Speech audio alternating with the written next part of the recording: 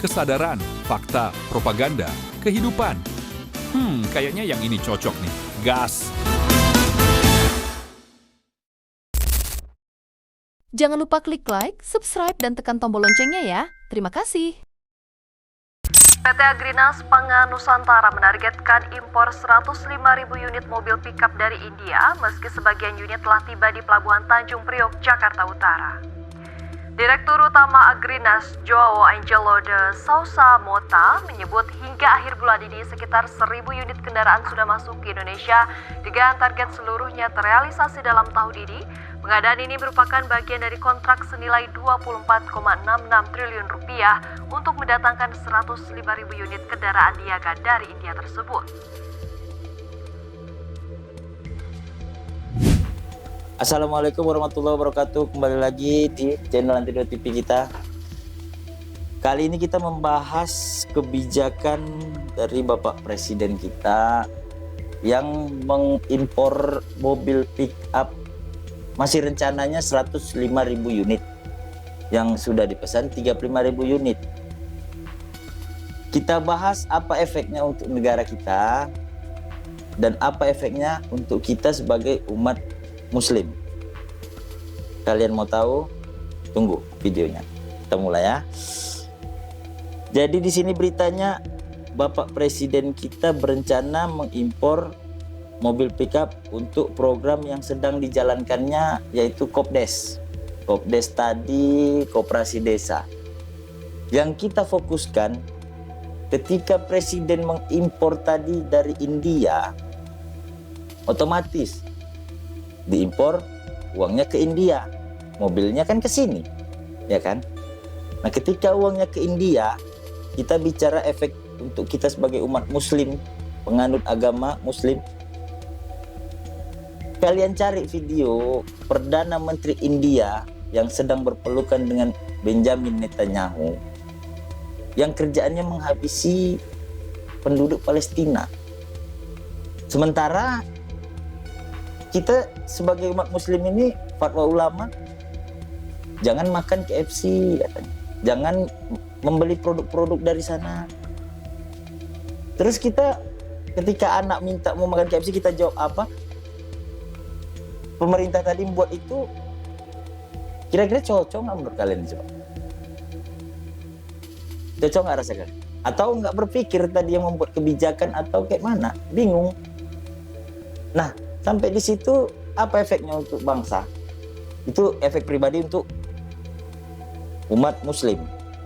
Kalau untuk bangsa, di dalam negeri tadi kan ada yang namanya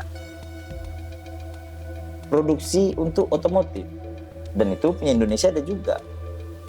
Nah, ketika tadi daya beli menurun untuk di Indonesia, perputaran industri otomotif tadi dengan tidak adanya pesanan, apa yang terjadi? Kalau minim omset industri otomotif tadi, otomatis karyawan nggak bisa digaji, ya kan? Habis itu yang punya otomotifnya pasti bangkrut kalau tidak ada perputaran di situ. Uangnya kemana? Ke negara luar, karena itu yang diimpor. Pertanyaan saya, apa tujuan yang membuat kebijakan ini untuk mengimpor itu, mobil pickup itu? Apakah lebih besar penghasilannya untuk pemerintah? Itu hanya pemerintah yang tahu, kita kan nggak tahu. Nah, karena dia yang tahu, apa ada keuntungan untuk pembuat kebijakan? Itu masih saya tanya, menurut keyakinan saya aja ini, kan gitu. Nah, jadi ini tinggal menunggu detik-detik krisis yang terjadi di negara ini. Saya bisa bilang ke depan untuk krisis ini salah satu pemicu lah kalau dibilang. Ketidak berpikir kritis dari yang membuat kebijakan di negara ini menyebabkan krisis, karena dia nggak paham kayak mana caranya membuat perputaran uang tadi beredar siklusnya di negara ini. Jadi dia hanya berpikir untuk untung pemerintah. Nah, ketika tadi jabatan dianggap usaha, ini jadinya keputusan kebijakannya selalu menguntungkan pemerintah. pemerintahnya kalau udah untung programnya apa? Kasih makan. Itulah namanya makan bergizi gratis.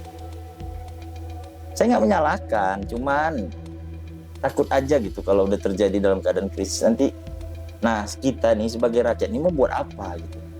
Mau ngapain kalau udah terjadi nanti suatu keadaan krisis yang pernah terjadi tahun 98 dulu terulang lagi saat ini? Kita mau buat apa gitu menghadapi situasi itu, saling menyakiti gitu, mau buat apa coba? Yang jadi masalah krisis ini bakal krisis terparah karena menyangkut nyawa umat Islam di Palestina. Udah dianggap saudara sama Benjamin Netanyahu, si Perdana Menterinya ini. Udah dianggap saudara. Uangnya lari ke negara Perdana Menteri ini. Kan nggak mungkin nggak bisa You didn't dipakai. flinch. You didn't waver. You didn't give excuses. You stood next to Israel. You stood by Israel. You stood for Israel. You stood for the truth. Thank you, my friend. Mungkin nggak bisa dipakai untuk peminjaman untuk mendanai senjata bagi tentara-tentara negara Israel untuk menyerang Palestina. Menurut kalian kayak mana? Coba? Jadi kalau pertanyaannya Bang, apa ada dampak krisis ekonomi Indonesia dengan pembelian mobil ini?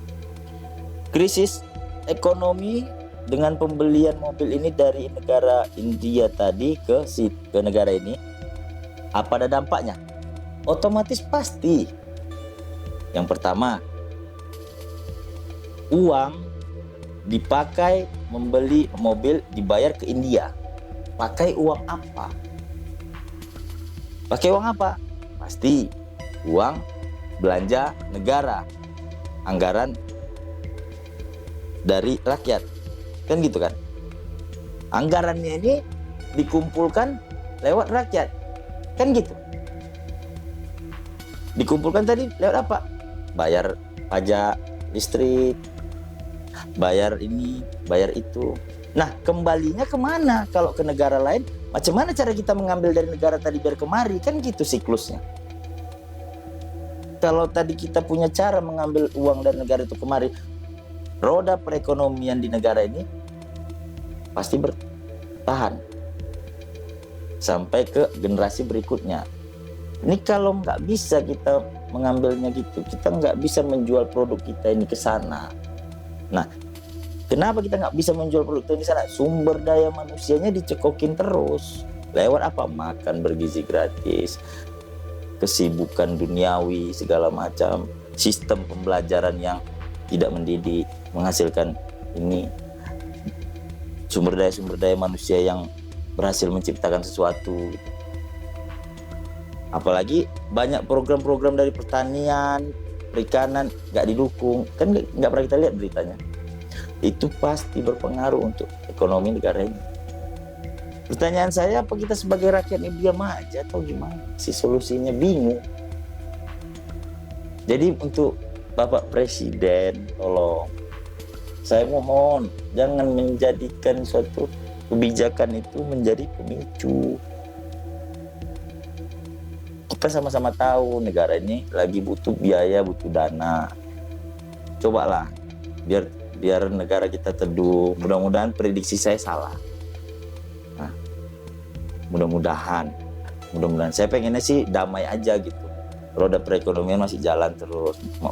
Masih mau positive thinking. Nah, cuman takdir negara kita ini mengarah ke sana. Nah, coba Bapak Presiden pelajari. Saya nggak mau menggurui, nggak mau saya hanya membaca keadaan aja. Mudah-mudahan salah prediksi saya. Sekarang untuk hari ini cukup sekian dulu dari tim Lantai 2 TV. Oke, terima kasih.